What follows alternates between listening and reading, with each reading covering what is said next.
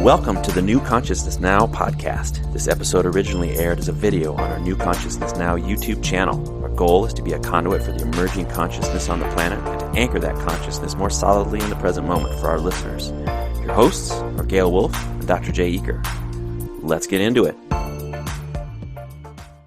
And we're live. Hey, Welcome folks. to New Consciousness Now. Hey, folks. I'm Gail Wolf. I'm Dr. Jay Eaker. Yay. So today we're going to talk about current events. Which is basically a code word for we're just shooting the shit and we didn't record it. That's right. We're doing this Zoom meeting and, with the intention of doing a podcast, and we just spent half an hour talking about current events and everything that's going on in the news and, all the 2020 insanity. And Jay just had the brilliant idea. Hey, do you think we should be recording this? And I'm getting in trouble for saying the swear word here. Oh no! I'm getting punished for saying swear word. Okay, love. Yeah, Daddy's got a potty mouth. Yeah. Daddy's got a potty mouth. Well, I'll take care of all the swearing then. You can stay out of trouble, Jay. Yeah, right. Just let me know what you want me to cuss about, and I'll let it fly for you. Okay. All right, I'll give you the signal. Yeah, I'll give you now's the time because I'm feeling it. We need a good shit exclamation or something like that. Right. Someone exclaim shit. Have some sort of sign language for. Yeah, like now is the time. Like throwing a turd into a fan or something. Oh, I don't know. That's a good visual. Now is the time. Oh, probably. That's funny. Anyway, back in the day, 80s Right. humor. Mm-hmm. So, well, we were talking about all sorts of stuff there. yeah, all kinds of current events. And How did we get started? we What were did we get talking started about on? vaccines. Mm-hmm. We got started on vaccines and really, You saw something. I saw you posted this Facebook thing. that's right. Yes. It was JFK Jr. or yeah, JFK no, not Jr. JFK Jr. Robert F. Kennedy. Robert F. Kennedy. Robert So, F. Kennedy Jr. He's related to the Kennedys somehow. Do you have any idea how? He has the Kennedy name. I actually don't know. You know what I can do though? I have one of those computing devices right here that is hooked to the internet. We need a Jamie, like Joe Rogan has Jamie. Oh yeah, okay. Hey Jamie, look that up. Okay, who is Robert F. Kennedy? Whoop. Sorry, this one's Junior. Let's do that over. Yep, that's the guy. He's an American environmental lawyer and an activist, author, and anti-vaccinationist. Kennedy is the son of Robert F. Kennedy Jr. and nephew of former President John F. Kennedy. He is the president of the board of Waterkeeper Alliance, a nonprofit environmental group that he helped found in 1999. He is 66 years of age. And it looks like he had Parkinson's on that video. Yeah, it sure did. It sure did. That's neither here nor there, but yeah. But I see his name pop up from time to time on that issue. Yeah, he made some interesting points, and I'm not one that really, I don't repost videos or news clips. It's very rare if I do. It's rare. But when I watched this video of him being interviewed on a Zoom meeting yesterday, And he did such a great job of summing up the sentiments that I have about vaccinations, vaccines, and really how dangerous they are and the reasons why they are. And I use that word dangerous intentionally because of really the big money that pushes them forward when they're not ready to be out there, and also the lack of testing, as well as really some of the other conflicts of interest, the other results that have been found of them that are not publicized. For example, seems like there's just so many red flags, so many possibilities for it to sort of like, go wrong. Yeah, there really are a lot of red flags, and it's interesting to weigh, and this is where I really find it interesting in our country, in our world right now, is that we have a lot of people who are really afraid of getting COVID, and I'm just kind of expressing the backdrop of where things are. It's like everyone's really afraid of COVID. People are really afraid of getting the flu, really afraid of getting sick, and so on and so forth. Fear. And so there's this huge fear weighed against this desire to have a result, and so there's a degree of desperation in some people, and people do uncalculating or sometimes overly calculated things in these cases. Right. And it's funny, we do dangerous stuff all the time. I mean, why don't they make us slow down to 20 miles an hour and wear helmets or something in our cars? Like, that would probably decrease the death rate, take it down to 0. There's a vaccine for the flu, but still, I don't remember how many people die every year because of the flu. It's like, it's kind of a weird thing. They're just getting this fear. Two interesting things around the flu that I heard in the last week. One of them was from the interview yesterday. Robert F. Kennedy Jr. He had said that there are studies out there that actually show that people who have the flu vaccine and have been getting it are essentially because of the vaccine become asymptomatic carriers of the flu, and it actually spreads the flu more than if they did not have the vaccine. Right. And then the other interesting, it's like I've seen that, like they're shedding. It's like you're shedding the, I don't know, as a result of your system sort of processing it, you're shedding it out, shedding it somehow, and you. Oh, okay, I didn't know that. That's interesting. So that's what's the process that's going on there. I'm not sure. Oh, okay. You're being intuitive. No. I mean, just something I've heard. I just kind of like trying to back up what you're saying. Are you how you're an asymptomatic carrier?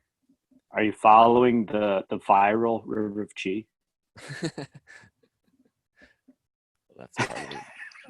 I assume the same river of chi that animates my body to life is the same river of chi that animates a virus.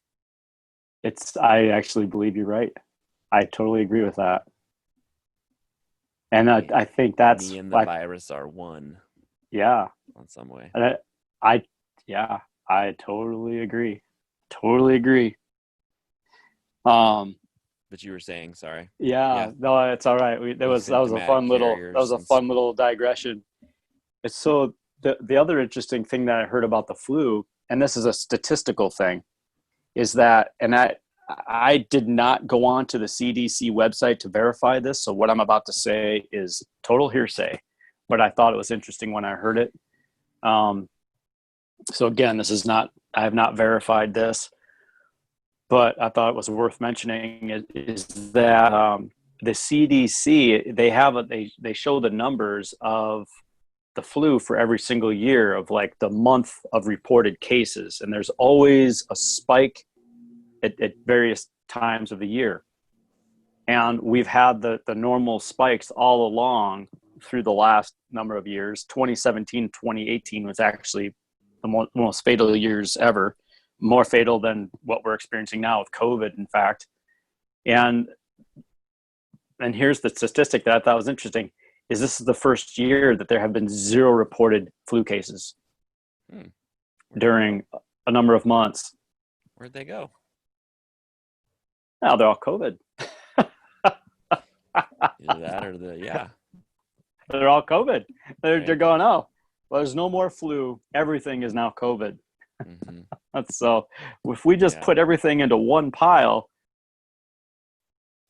Yeah, the bottom line is, I mean, there's some sort of manipulation that seems going on. Absolutely. Yeah, we're joking about this, and we're kind of using a little bit of levity here, but this is actually a very serious issue, that there are things that are being manipulated and construed, set against the backdrop of a desperate population that's essentially at a point where a lot of people are just willing to do anything, even if it's dangerous, in order to have some sort of relief or change. And that type of I just don't want to feel the fear anymore. Give me something to feel safe, even if it makes it worse, even if I don't get to see my grandkids, or even if I don't get to see my family, or even if I don't get to go to a wedding or a funeral. Just make it so I'm not scared anymore. Right. Seems like they create the fear, and it's like problem solution, create the fear, and then but here's your solution. And I love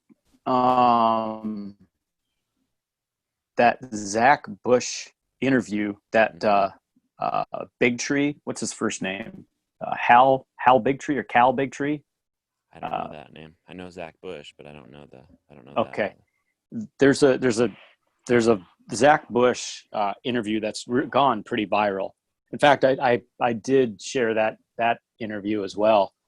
But in that interview, towards about 3/4 of the way through, he talks about how we're, as human beings, we're so conditioned to fear death, and we're so conditioned to fear any change in our health, and view it as a state of something negative, degradation. And in truth, we're spiritual beings that go so far beyond the body, that this is such a temporary and shallow existence compared to what we truly are, that death is not a big deal. Yeah, it's a blip. It's a blip. Life is a blip on the radar. Life is a blip. It's not really a blip. Not that life isn't precious, of course, but it is. It's not to belittle the entire experience that we're having here, but it's not all that there is. Right. That this is just a small piece of it, and that. I mean, if if you have no connection, like I feel like I can say that and I can understand that, because I don't know, I have some sort of like connection beyond just my thinking intelligence to that fact right there. And I feel like, of course you do too, but if this is all, if as far as for I don't know if the majority of people, if that's true, but if this is all you got, then I can see why, people would be, you have no connection to anything larger than you then. Yeah. Yeah. I was thinking about this. Hold on to this. It's all you got. I was thinking about this the other day and this plays into it, is the idea that all of us are like automobiles, that we're just, complicated cars walking around, completely devoid, completely separate of every other element of life, and that you just got to put water in, you just got to put the right food in, and you got to have some movement so that way that our automobiles remain healthy, and that you should be good from there forward. And with that mindset, that's taking, and now it's interesting because they got studies that are going, well, now we've got studies show that if you have healthy relationships that you're happier. It's like, no shit. Like who's the brainiac that figured that out? But but the World Health Organization defines health as a state of physical, mental, emotional, and social well-being. And I think that's wrong. Even the World Health Organization. I think that's wrong, actually. I would say it, and I don't know if you agree with this or not, Jay, but for years I've defined health as an organism's ability to the efficiency with which an organism returns from a state of imbalance to a state of balance within itself. An organism's capacity to do that. And then I look at intelligence as an organism's efficiency in that matter. Right. Ability to sort of adapt to your environment. Yeah. Adapt. I'm just saying, even the World Health Organization recognizes that, includes physical, mental, emotional, and social well-being. It's not just. Oh, gotcha.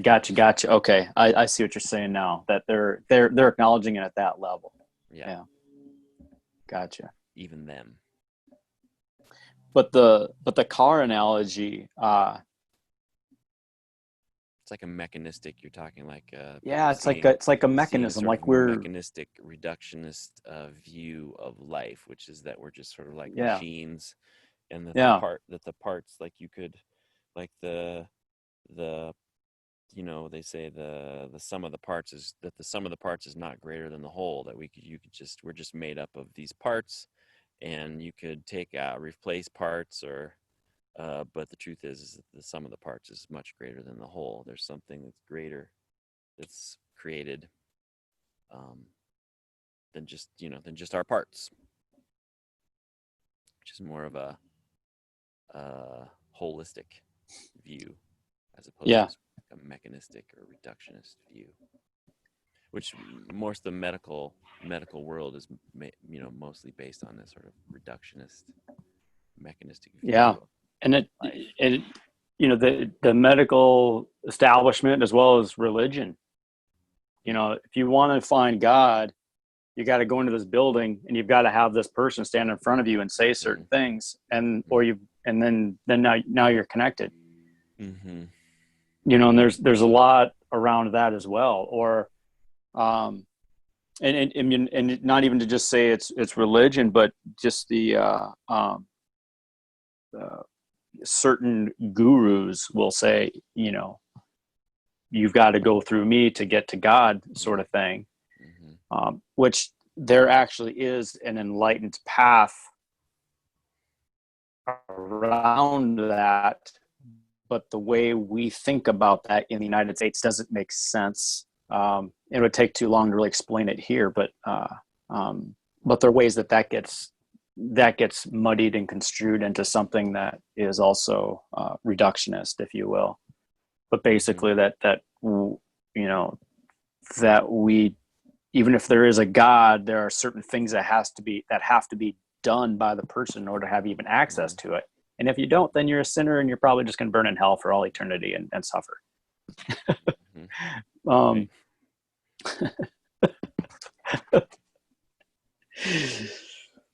Yeah, that would be a bummer. Yeah, I think that would be uncomfortable.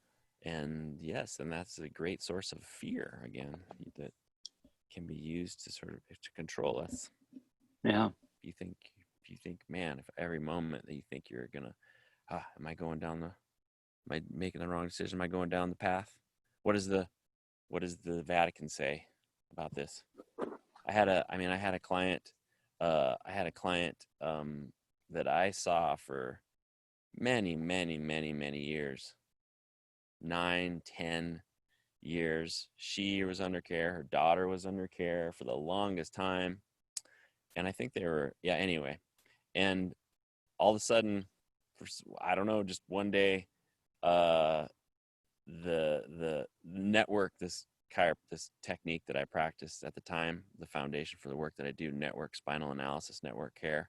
It's a gentle form of chiropractic care. Anyway, uh, it ended up on some list. There was some list that came out of the Catholic Church of techniques. I don't know I don't know who came up with this or whatever, but there's some list that came out of the Catholic Church, I guess, with different techniques and modalities that were, forbidden. And network care was on that list. And all of a sudden, after like 10 years, she was like, it was a huge part of her life. But the Catholic Church, she was a devout Catholic, and the Catholic Church said no good. And she was like, sorry, yeah, I don't want to go against the Catholic Church. So see you later. Yeah. It's crazy. I was Yeah. like, wow, I can't. What? Say anything about that. See you later. Wow. Just neglecting everything that the body has been telling her, and that her all own, these amazing changes, all the changes she's had in her life, and just like, on and on about what the great thing this is in her life. And then just one day the Catholic Church says it's no good, and she was like, oh, see ya. Yeah, crazy. I had a okay, so for me, I look at that and it's like, wow, just where we give our power away, and believe that we're powerless. And I got that's what the theme is. That's really the theme we're talking about the medical establishment, the vaccines, all of this is giving our power away. Yep, you're right. Really is the essence of it. That's the theme. I got into I'll call it a discussion on a post on Facebook this last week. A friend of mine had posted something about wearing masks and a couple of different things like that. We went back and forth on a few different things, and a lot of hot topics. And in one of the comments that she explained or expressed back to me, she goes, you're dancing the fine line of blaming the victim. And I remember I got it. I went back and forth with that, and then another person jumped in on me as well on this. And I realized, like, I'm not, like, there is a fine line, and here's what it is that it's not blaming the victim. The idea that the victim is blamed is a victim mentality itself, and it is the shroud itself that creates the victim. Can we break it down a little bit more? Can you tell me, like, what you were saying, what your argument was, so because I know what you're saying. This is a good. It's very good. This is a very good topic. Victim thing. Yeah. It is a fine line. There was someone who got cancer, and it was a friend of hers. He got cancer. He refused Western treatment. He says, no, I'm going to deal with this on my own. I am going to eat organic. I'm going to exercise. I'm going to meditate. I'm going to do these things to make myself healthier. And he ended up passing away. And in her responses, she didn't come out and directly say this, but there was a sentiment in her words and in what she was expressing that she was blaming the medical establishment and blaming him as well. And in that process said, you're blaming the victim, that he should have known he had cancer and should have this and this and this. And, what do you I was mean, like, blaming the medical establishment? What's that? Well, there was kind of a multi-tiered discussion that could have Maybe. went several different directions, but Right. it ended up on this blaming the victim part, and I perhaps elaborated I mean, somehow more it of it was than like probably is needed. talking about, I don't know, like, as far as like cancer goes, or any sort of you know um, condition or disease or whatever it goes, that if you're kind of like of a new age mindset, you can sort of say like, well, they created it, Yeah, and, and you're blaming the and victim. they created it, and yeah, I don't know if it had anything to do with That's that. that is what she was. That's what she was harping on. Is she thought I was saying that, and now to me, while that statement there is certain truth in that, it is also it's true and it's untrue. It's like um, when it comes to a person's empowerment, it's not like you have the power to see if you're going to get cancer and avoid it. It's not like just because you choose health and you do good things for yourself that you're going to avoid all negative things. Hmm. You basically improve your experience of yourself, you improve your experience of life, and increase the chances that you have of leading a healthy, balanced, vibrant life. Hmm. Um, but the idea that you're blaming a victim and saying it is your fault, no, what Hmm. I was doing, that to me, that's when you say that the victim was wrong. That's blaming the victim. What I was Hmm. saying is you can empower yourself Hmm. beyond your own perceptions of what you're going through. In other words, Right. you have a choice to say, I am a victim here, or I'm experiencing exactly what I need to have. And so to me, I was saying, I am empowering the victim, Hmm. not the narrative. The narrative is that you're a victim, or the narrative is that there's something wrong about you. Not Hmm. empowering that at all. That's the part that says you're the victim. Right. What I'm doing is empowering you as a person, or Right. empowering him as a person in his choices to decide what he wanted to do with Hmm. his life. And he chose a certain path. And to me, there was judgment that she had over his decision. And She was saying that was foolish on his part, or it, not directly, it never quite went to that place because it went into this victim dialogue before that. Mhm. And then I actually did have someone that had cancer get on there and is an atheist, and um, and we went back and forth a little bit as well, Yeah. and it Yeah. was just a very very interesting dialogue where I was really seeing I just had a thought, like there's this how how we choose. oh, cutting out on me there. Oh, go ahead. Sorry, I lost you there. It got cut out. I was Sure. gonna say, as far as this sort of, just had a thought about the victim blaming and empowerment and stuff. It seems like that sort of victim blaming, I don't know, it comes up probably a lot with the current, like the Black Lives Matter and other social sort of issues that have been coming up lately around gender and all those things, around, uh, women being, the women being taken advantage of or whatever. But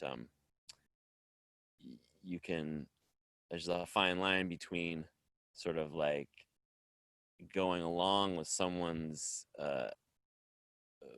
victimhood and trying to sort of support them to sort of empower themselves. Like if you, because eventually, like when you wake up, if you, when you wake up, you sort of like see the responsibility that you have for your state.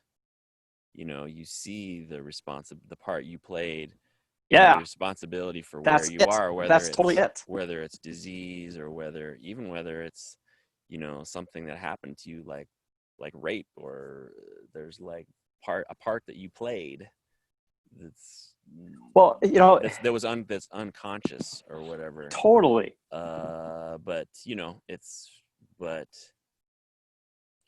in my experience, when I sort of like, all the things that I thought have been done to me, or the things that I think the world is doing to me, if I have money problems or whatever, like as I wake up, I always see down the line, like, oh, I see, or even health issues. Oh, like down the line, I see like, oh, there's a part that I played. There's a responsibility that I had. I was drinking alcohol. I was getting drunk 3 nights a week. Yeah. Your, your body, your body's gonna Do something be about pissed that. off, or just different issues. I always see like down the road, like, oh, I have a responsibility for this. There's a certain part that I played. So, and then you're empowered when you can see that. Then you're empowered to make change. So it's but before I see that, or before I have that awareness, if someone tells me like it's your fault, or you're creating this, or love you, sweet pea. My my family's taken off there. My wife, my daughter taken off. But if anyone tells you like, you're causing your own problem, like you know, you that that part, yeah, you kind of automatically assume the victim and go, ugh, like how dare you Yeah. claim that I have power? How dare you? Even if How, someone's like trying to empower you, how, how dare you claim that I have? yeah. No, this is being done to me. They want to defend that, they want to Uh-huh. defend that this is being done to them, like, Yeah. uh, Yeah. and And so there's it like both things are there. What can you do? this is and just for anybody that's out there listening to this and thinks that we're being insensitive, I'm going to share a personal story about my own life and about something that happened a year or so ago. And because this is honestly how I think, it is honestly how I approach life, and it works. I will just say that it works. Is that a year, February of 2019, in the course of 1 month, I watched my dog get run over by a car and had to, because the vet clinic was closed and because she was paralyzed totally paralyzed, and was internally bleeding and whatever, had to put her down with a rock, which was one of the most traumatizing experiences of my life. My grandpa passed away. I went to my grandpa's funeral. While I was at my grandpa's funeral, my girlfriend at the time slept with somebody else. The day after the funeral and the day after finding out about what my girlfriend did, I found out that another friend of mine died in an avalanche. So these are all things that happened inside of a month. I was devastated, absolutely devastated by my life. It had nothing to do with my health. It had nothing to do with my body, where I could say I didn't eat right or I haven't exercised. It had nothing to do with anything. It was all circumstantial around my life, where I had nothing but opportunity to blame. And in all of that, there was not one time that I doubted that I was in the right spot and I was experiencing exactly what I need to have. Yes, I was angry as hell. I was really, really frustrated. I was pissed off, but I knew I was in the right spot. And I kept going back to that place of, I know that some part of me needed this to happen for me to be who I came here to be in this life. But that's how I approach life. It's how I approach myself. It's how I approach my experiences. It's how I approach all things. And now it's a year or so later, and I am a completely different person because of everything that I went through. I had moments for sure where I was blaming blaming the girlfriend at the time. I had moments for sure where I was blaming the driver, but I knew what I was doing. I was cognizant of that. And now I'm in a place where I have great appreciation for what she did. She set me and do what she did. She did me a huge favor. And it's not because she's a bad person or that we had a bad relationship. She was following her calling to help me grow into becoming a better person. That's what she did. She was an angel and still remains an angel in my life, and I'll forever be grateful to her for what she did. And the same holds true with that person that ran over my dog. This is empowering the victim. This is what we're talking about here. It's empowering the victim inside that we are, none of us are victims. If we can embrace life in a different way and really have rapture for what we're experiencing. There's ecstasy in every single moment. And so that's where I was coming from when I was having these interactions with these gals on Facebook. Was not blaming the victim. I'm empowering the victim. Like, be beaten down for a while. You know, part of the process is giving up on life for a period of time. That's the reset. We live in a society that says if you're depressed or you have something really bad, you have to push on and drive through. There are moments where you just have to give up for a little while and say, there's nothing I can do. I can't do anything. I have to give up, and I just have to be here for however long. And I'm just going to let this sadness and this darkness consume me. Let it have its way with me. Let this rage run through me. I'm just going to be rageful for a while. Not going to try to change it. But I know deep down that this is what's best for me, and just keep going back to that place. I know this is what I need to do. I know this is what I need to experience. This is where I need to be. I know it. I know it. I know it. I hate this place. I don't like this experience, but this is where I need to be. And just stay in that saddle. Stay in that saddle. Because it's like we're designed to reset. We're designed to reset and flow forward in a different way. If we allow ourselves to go into that darkness, we eventually bounce back up, always. So that's what we're talking about here. I guess we should do thanks for sharing that, Gail.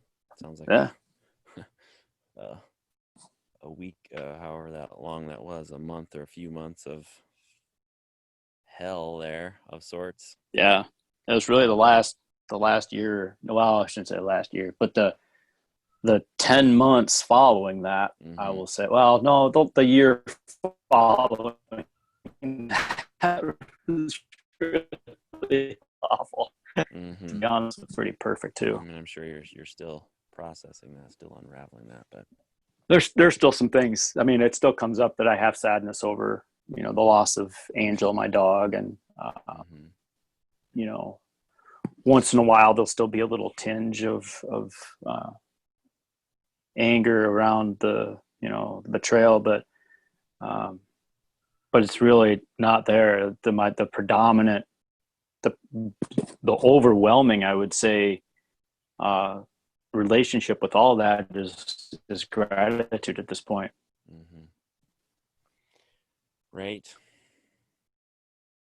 Oh, yeah. It's usually eventually, well, not always, but again, in my experience, if you can have that sort of view of life and trust life and have a connection to something bigger than you, then you can come to a point where, later on, where you look back and see those things as gifts. That's kind of the ultimate, as opposed to continually, if we sort of continually are blaming or being a victim, yep, it just kind of chews you up inside.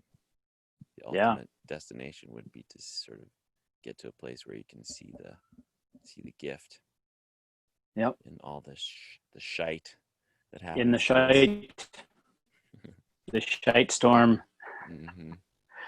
But that Sure. makes me, then we were talking about being pissed off about vaccines and all that stuff. So I guess, who knows what's going to happen exactly, but all, again, got to trust it somehow. Like all of it is somehow, I mean, when we, again and again, when you channeled your guides and stuff like that on these podcasts here, that's one thing that they kept saying was like, you guys are just, you got to go through this. You'll be glad you did when you come out, you'll come out the other side and you'll be glad you did. So I guess, I don't know how weird or how things are going to get, but again, got to trust it. Gotta trust it. Yeah. Got to trust it. That's a good point, Jay. That's a really good point. Even bringing that trust into the position where we're at right now, where there's just a ton of fear around people won't reclaim their you have to sort of like get pissed off. You have to mm-hmm. Before people will reclaim their power. You have to, sometimes you got to get wronged enough times in order for you to sort of generate enough oomph to sort of like say, screw this, no more of this. Yeah. So, anger is important. Anger is very important. Right. It's necessary. To me, anger is the one emotion that people try to bypass the most. Right. And it's one of the most important emotions that we have. Sure. People really, really run away from anger because they want to be all this love and light. And right. Truth of the matter is, healing and becoming empowered and really stepping into our own bigness involves getting really, really angry in order to embrace that which we are. Right. Yeah, empower. Speaking of the journey of sort of becoming empowered, usually there's going to be some anger involved with climbing back out of the victim. Yeah. The victim pit. I love this explanation. There was a channeling I did a few weeks back for somewhere, and they were talking about anger. And I love this explanation. It was that anger, what it is we go through our lives and we get fractured by different events where we become separate from our authentic and true nature, where something will happen that traumatizes us and it creates a division within us where we no longer trust that we're safe or that we're okay or that we're loved or what have you.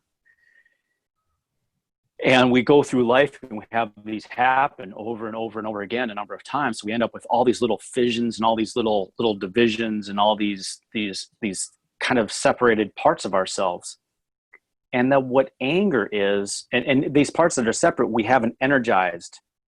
We have not energized or had a relationship with these parts or these pieces. And so we're half a human. We're half of what we could be because we don't have a relationship with so much of ourselves. And that what anger is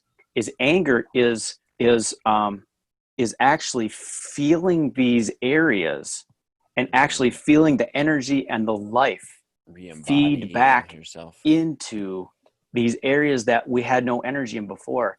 And that it's so much energy all at one time, it bubbles out and it's just like, it's so intense. But what it's doing is it's galvanizing you back into wholeness. Mm-hmm. And to repress that process negates it, where we don't burn back into one anymore. Mm-hmm. You're like, it's a re-embodiment process. Re-embodiment process. Yeah. It's like, I see like, I feel like some like around Christmas time or around Halloween or something, people start putting these blow up Halloween things on their lawns. Oh yeah, it's yeah, like, yeah. I can sort of have this vision of like, something like a person getting blown up, like it fills you. It it fills you. You're embodying yourself when that's not there. When you like are pushing it away, it's like you stay limp. There's some part of you that's kind of like limp and not embodied, not without life. Yep. Yeah, absolutely. Absolutely. Yeah, it's hard to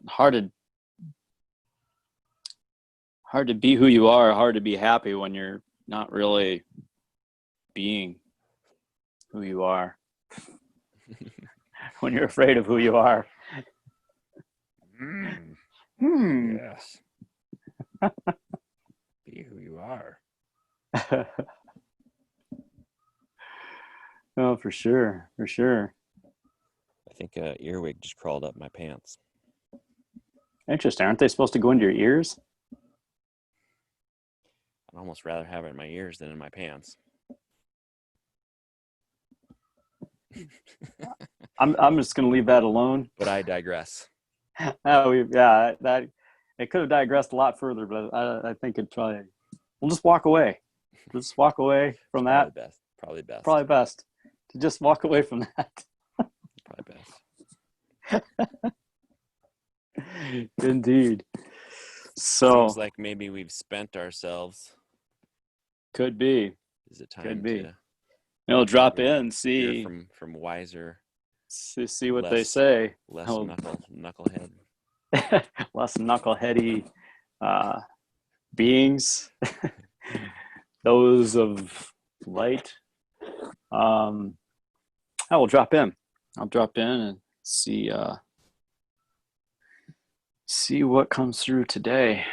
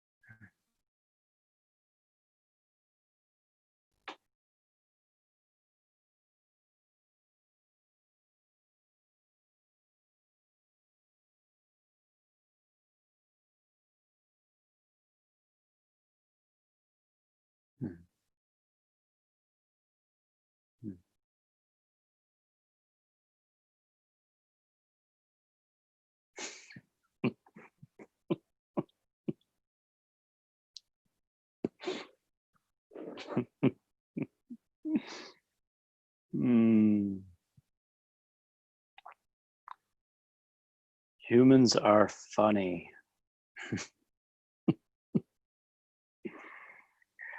I come into this one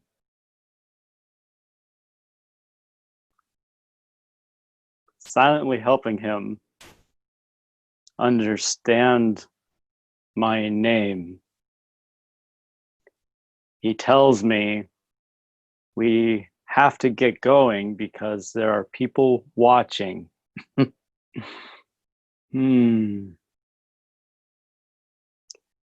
limited perspectives of humans. What a gift and what a challenge. Indeed, it is.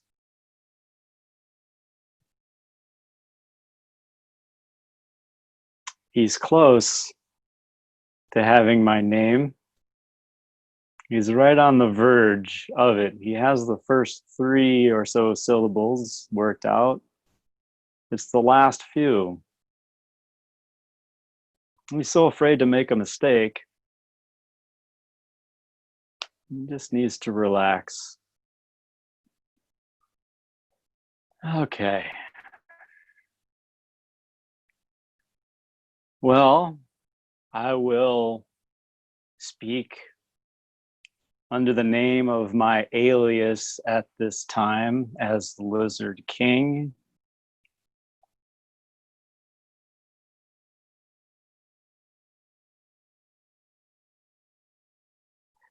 Thank you for this opportunity to be here. Thank you for this opportunity to connect with all of those of you who are listening, who have came through the other sections of this recording to get to this point. We'd like to add to your dialogue today, talk a bit about what you call empowerment from our perspective, to help you add a few pieces to some of what was already mentioned and already said.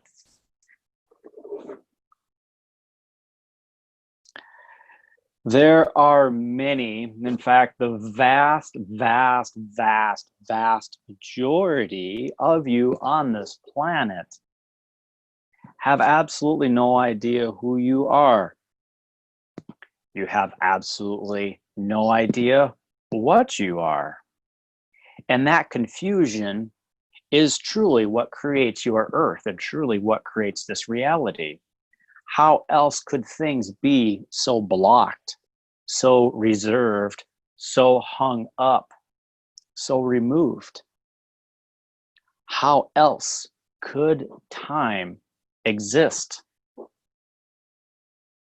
How else could words be formed? Why else would there be language? If full understanding and full connection were truly known and experienced by all of you, there would be no need to talk. There would be no need to slow things down in order to understand. You would already know. Game over. No need for time. No need to talk. You simply are. And then what? Then at that point, you are on to the next planet for you to observe them work through what you're working through. All of this is adding up to savor where you are. Savor the time you are in, savor the experience of where you're at. It truly is a blip, as was stated before. This is a blip. Something very small. Something that is not obsolete. It is what you are going through. One of the most vital elements of all existence. Humanity, the earth, all planets of free choice that are in this universe and in all universes associated with this universe are essentially the head of the needle, the point of a needle is the point. Without the point of a needle, what good is a needle? It is pointless. If the universe were a needle, the planets of free choice are the point of that needle. So let's make this more pragmatic for you. We've just described that it's important for you to be where you're at and to be having this experience. That's the point of what we said. But truly, what this is a function. Humanity and free choice is a function of something much, much, much larger. If there were no planets of free choice, we all of existence would cease to exist. Existence itself would not be, just like a needle would not be without the point. There would be no point. There would be no existence. There would be no God. There would be nothing if the earth did not exist. So, why does that matter? Why is that important? Why would we bring this up? Why? Here's the deal. In all of reality, you, humanity, planets of free choice are the cauldron of creation. You literally are God. We worship what happens upon your reality. When we say worship, it means what we invest, our livelihoods, our hopes, our intentions, our dreams into. We invest it into the planets of free choice. While you spend your time looking out when you could be looking in, we are looking in on you. Think carefully about what we just said right there. We are looking in. We are of light. It is the desire of so many of you to be of the light. We just told you, if you look in, you find your light. You find yourself. When you look in, you become us. We look into earth. Look into yourself and see the earth inside of you. Look inside of yourself and see the free choice that is inside of you. And as you know now, because we just told you, you are the point. You are what is necessary in order for there to be a God, for a reality to exist, which makes you, which makes Earth the head, makes you the point.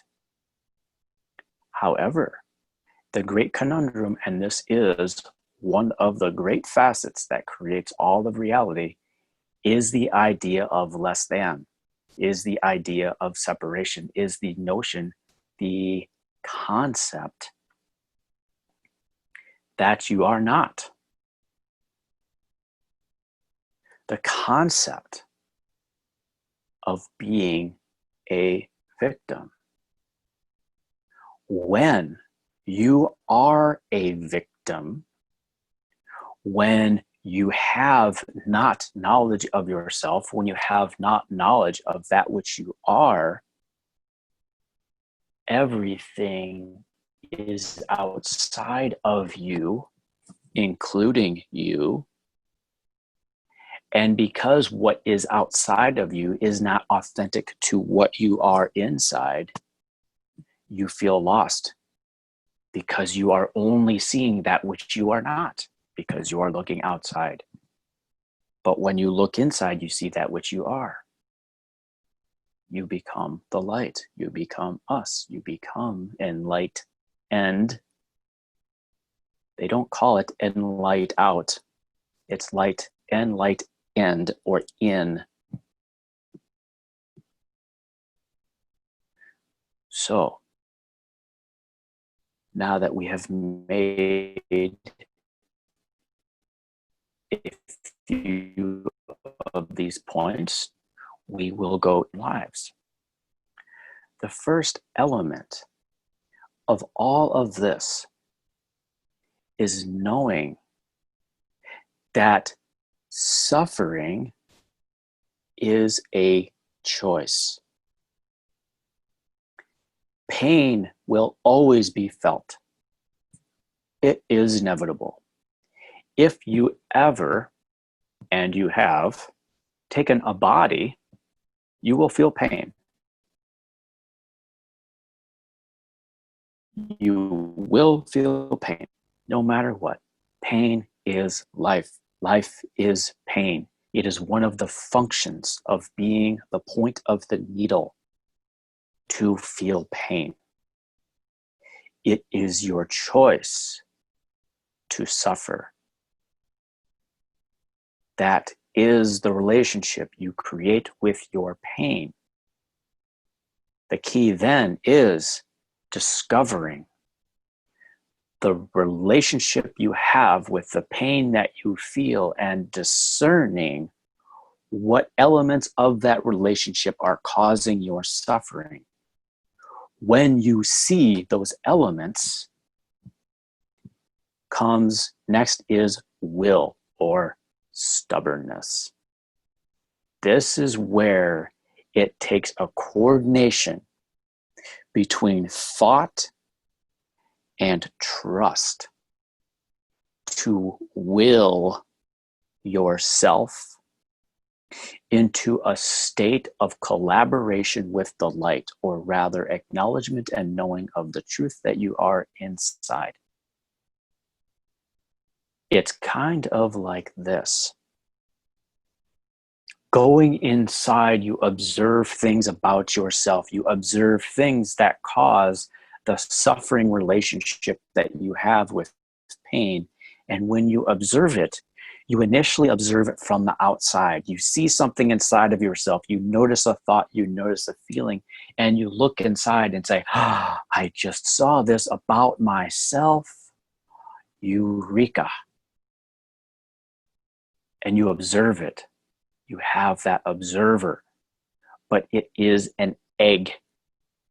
It's already formed. You are observing something that you were able to touch upon. It became into your awareness through the senses you have developed, your quantum senses. And this quantum senses, the quantum senses we speak of, are a topic for another time.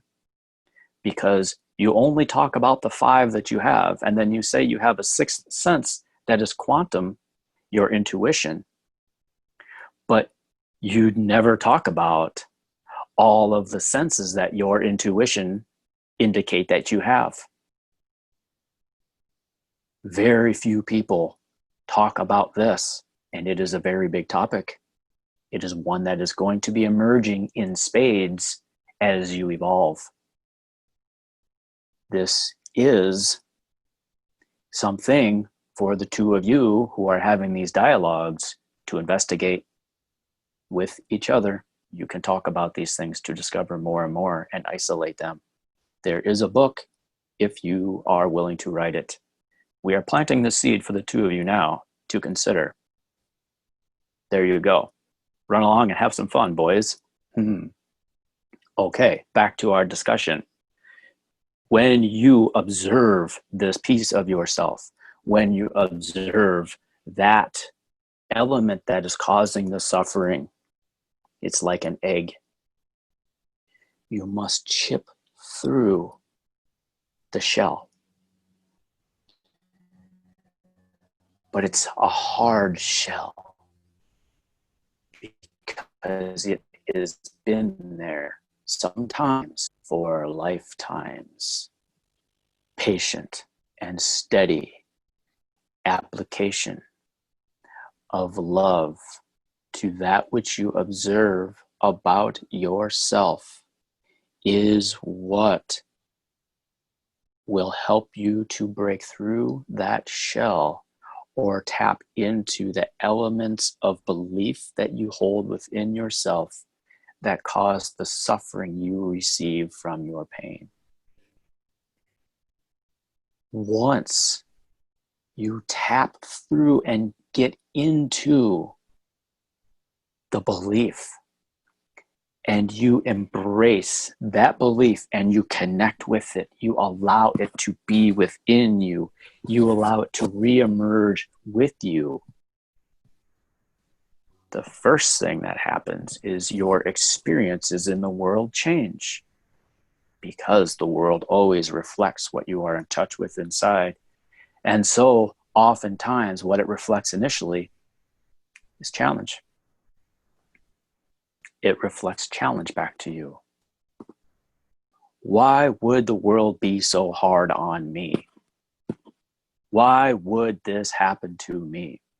If that's where you find yourself, you will receive much, much more of that challenge until you say, thank you, world. Thank you, world. Yes, challenge me now so I can find the stubbornness and the resolve within my being to integrate the healing that I have just experienced. This one who speaks now relayed a story of something that he experienced a year ago.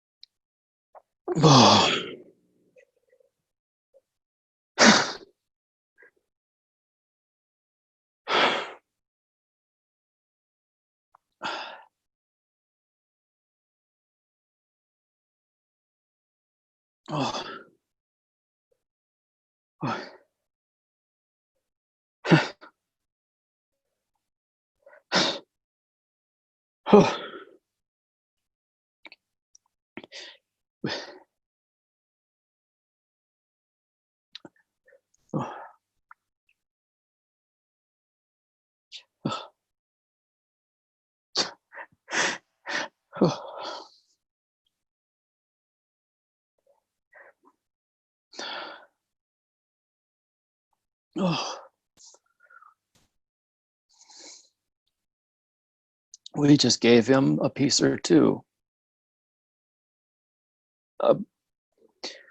about some things that happened in that time in his life.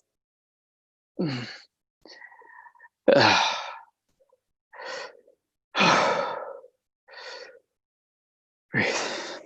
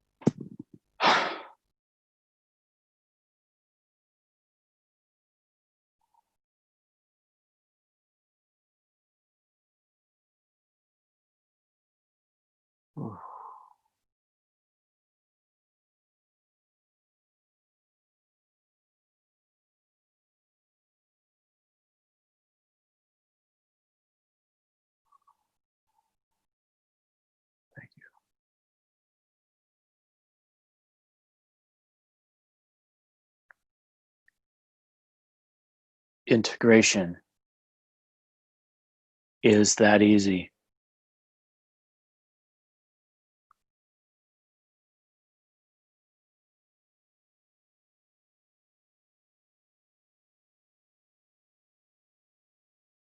When you experience life, life experiences you.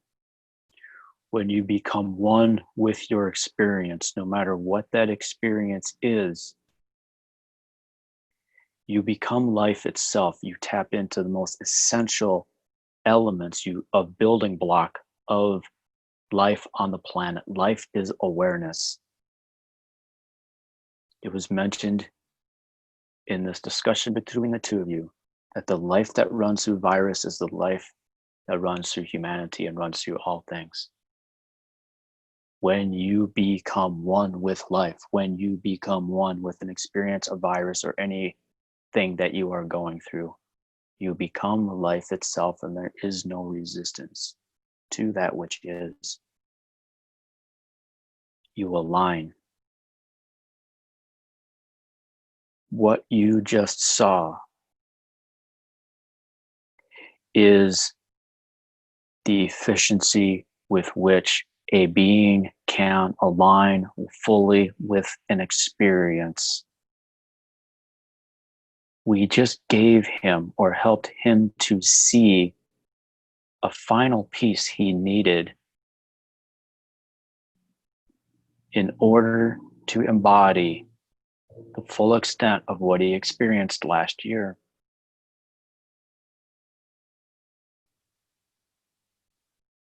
We took him a year and a half ago, or a little more, to Mexico. He was excited, thinking about certain adventures he anticipated would happen for him, with him. And he ended up with a very different experience that was very disturbing, challenging, all at the same time.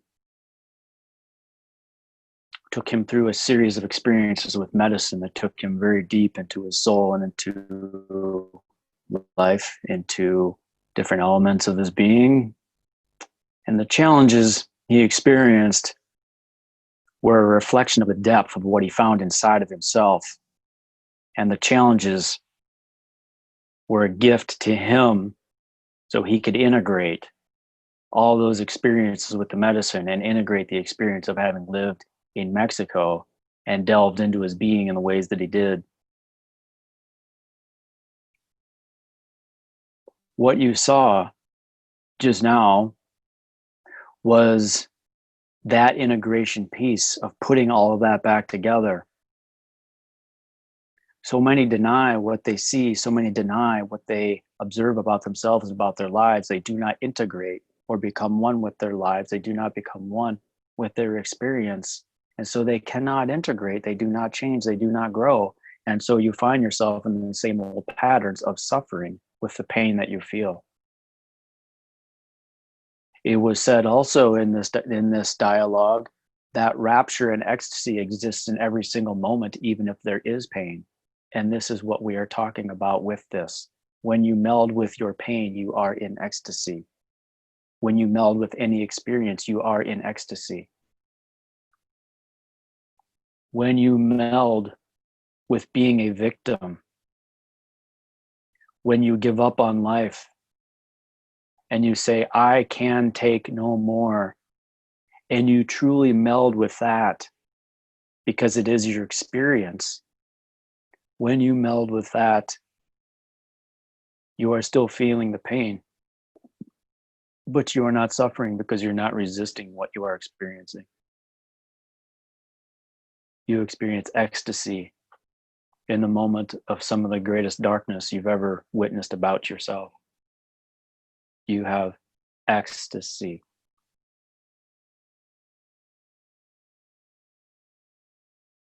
This is the secret of it all. This is the secret to being the head of the needle. This is the secret to being enlightened, is being inside. Being, to be, is to not judge. To be is to not create story. To be is to unite. If we were to create a new definition for be, it would be that, to unite. To be is to unite.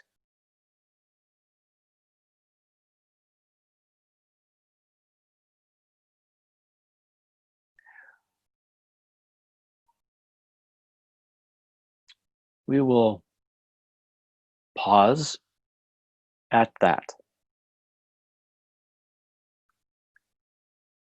Are there questions at this time that you would like to ask? Yes, I wondered, the start of our conversation kind of started on vaccines and this sort of, I don't know, this fear that sort of like people like Gail and I have around, around people sort of like forcing things like that on us that might affect that we perceive might affect our health and well-being. Um, yeah, is there any thing you can say about a situation like that where people are sort of taking our power away? Absolutely.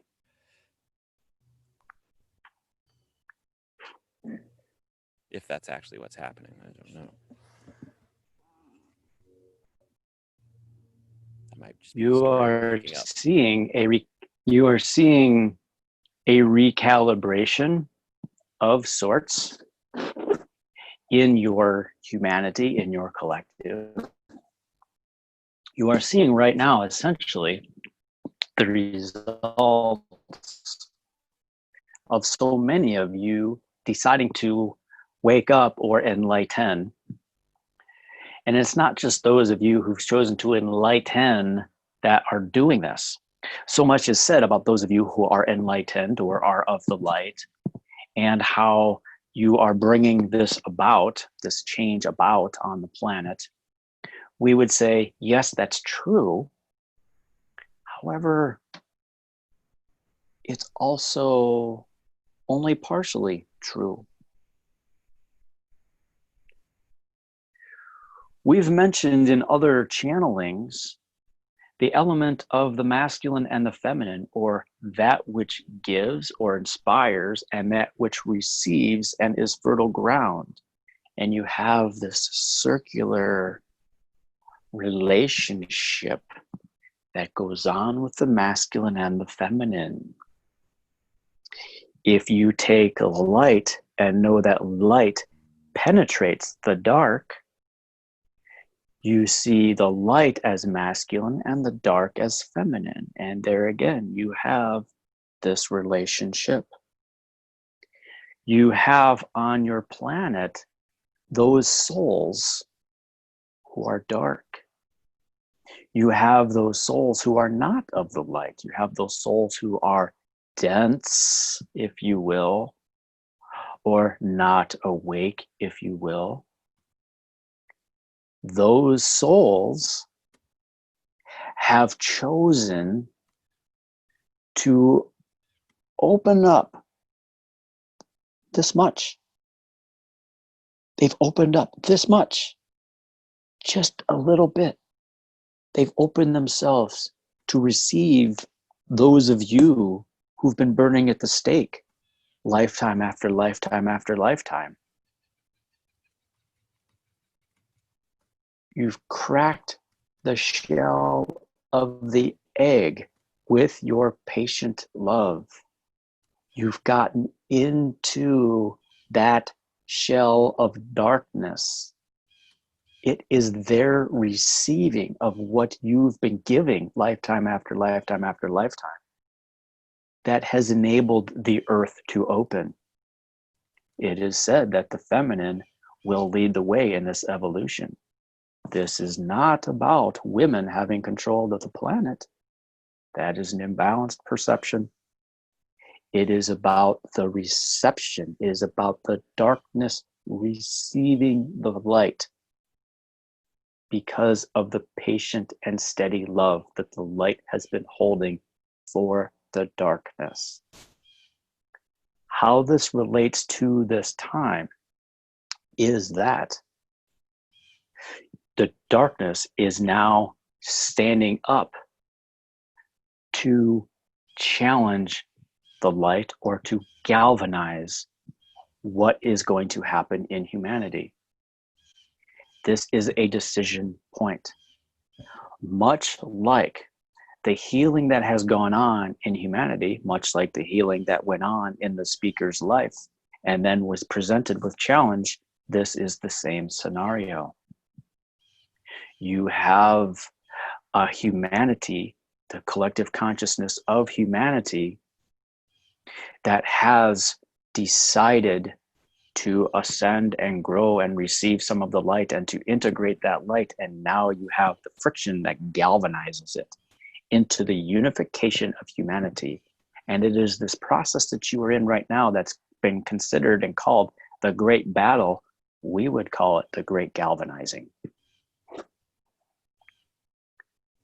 And there are multiple levels and multiple layers at which this galvanizing happens. It is through every chakra that you have within your bodies that is being poked at right now. Observe this for a moment, if you will. Observe all the different elements that are happening in your planet. Every chakra is affected. This vaccination process, your resistance to it, is a part of the stubbornness that is necessary for you to hold for yourself. This is a part of the process, is to know yourself. It is a test of energy, a test as in an alignment of energy, galvanizing you within your beings. You must know where you are galvanizing. You must know where you are going when you go into your being. Knowing where you stand based on the fear in every chakra that is being brought up right now helps you to know yourself, because there are those of the light who only speak of the light but do not know themselves, where they need to embrace their own feminine nature to receive their own darkness. This is a part of it. And there are those of the light who are here, who are siding with the darkness so they can receive the vaccinations to have darkness awaken within them.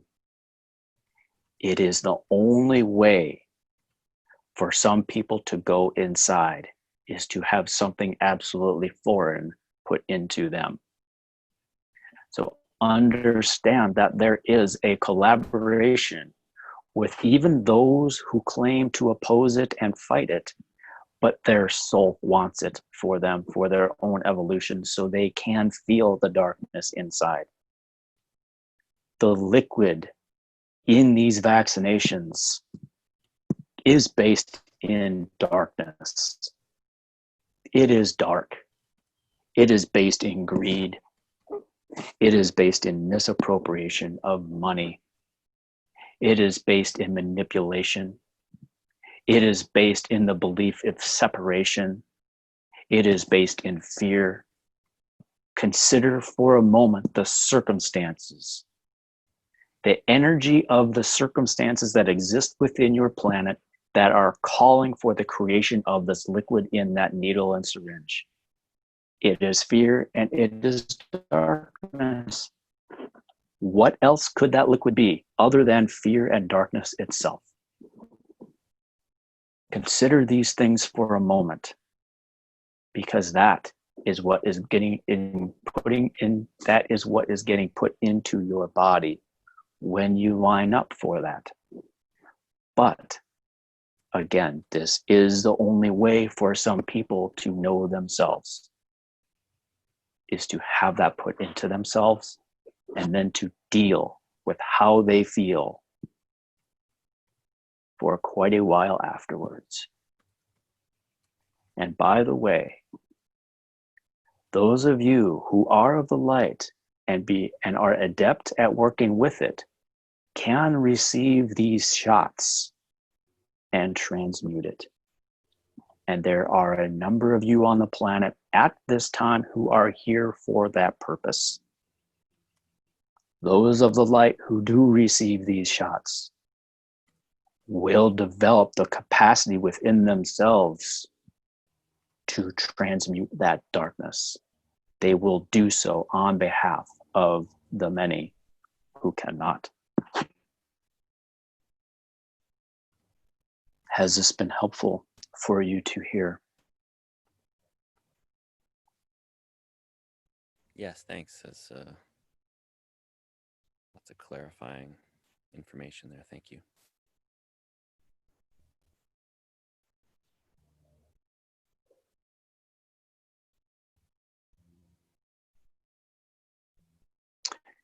Are there any other questions that you would like to ask at this time?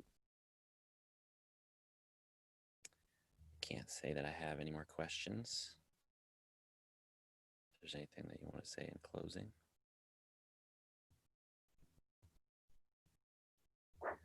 We are so proud of you all.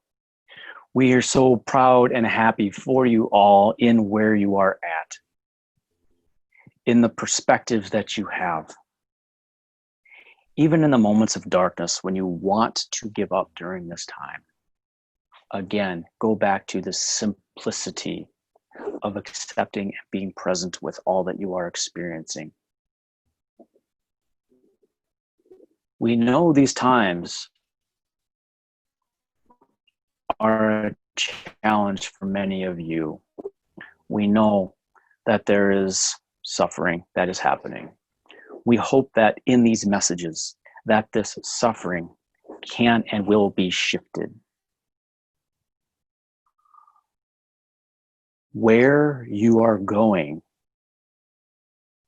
as a collective and as a planet is so worth it to be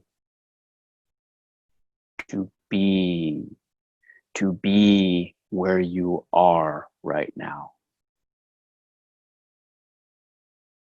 We are relying on you. And we have placed our reliance in a very, very safe place. Blessed be.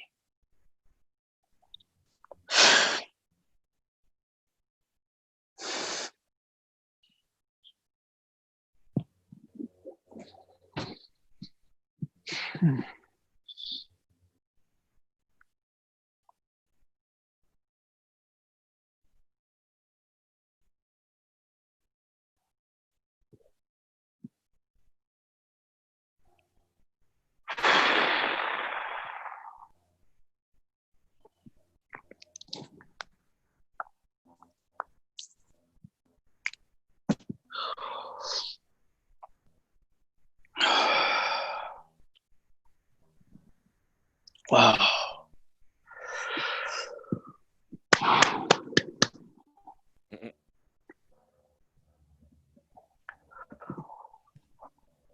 Holy cow.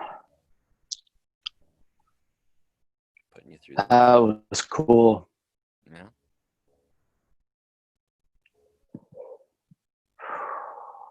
You don't have to, can you share anything about what you said they showed you about that time in your life? You don't have to, if that's too personal or something, of course, but Uh, it's caught my attention.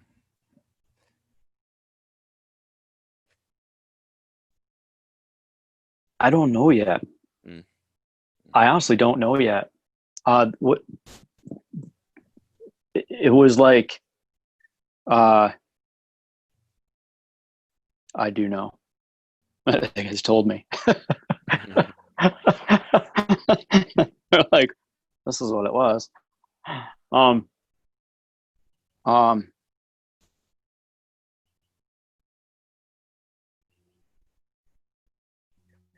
there was still a lingering belief I had about all of it being kind of a mistake, or um, that I had um, not followed my intuitive guidance the way I wish I would have, to have had a more graceful Mm. path to get to where I am right now. Like you could have avoided it somehow if you'd have been paying closer Yeah, it's attention. like I could have avoided all that somehow or whatever. And they were like, they just showed like it was the sincerity of your intentions that brought you through all this to where you're at now. And it was kind of like, you're if they're like, look at the context of what you're talking about with the relationship with suffering, and look how my relationship with suffering during that time uh, wasn't as it could have been. Was Even though it was good, it still wasn't optimal. And so there was still a part of me that was in this place of believing I was victimized and that I was a victim. And it was kind of this next piece of like, you weren't. This was exactly perfect for you. It was divinely orchestrated. It's exactly what your soul called into experience. Uh, it's just like it. There's a part of me that just got to finally rest, to just be at peace. Mm-hmm. Just, it's nice. Mm-hmm. Right.